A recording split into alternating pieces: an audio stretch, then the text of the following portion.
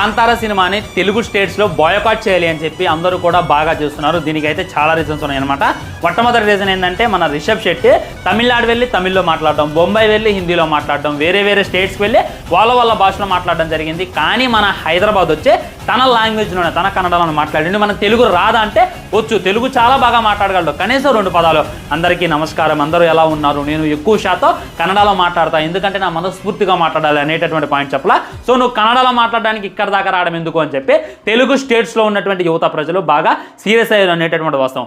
ఇంకో రీజన్ ఏంటంటే మన ఓజీ సినిమాని కర్ణాటకలో ఎవరు కూడా చూడాలి, అక్కడ నుండి సరైనటువంటి కలెక్షన్స్ కూడా రావట్ల. సో మన సినిమాను వాళ్ళు కనీసం డేకను కూడా డేకట్లేదు, వాళ్ళ సినిమాను మనం ఎందుకు చూడాలి అనేటటువంటి ఇంకా పెద్ద రీజన్. ఇంకొంతమంది కావాలని లైక్ ఎన్టీఆర్ అన్న ఈ సినిమాకి వచ్చింది కదా, సో ఎన్టీఆర్ యాంటీ ఫ్యాన్స్ కూడా ఈ సినిమాని బాయ్కాట్ చేయాలి అని చెప్పి చూస్తున్నారు. సో నీ ఒపీనియన్ చెప్పు బ్రో అంటే బాయ్కాటింగ్ అనేటటువంటిది పనికి మాలిన వాళ్ళు చేసేటటువంటి పని, అవసరం లేనే లేదు.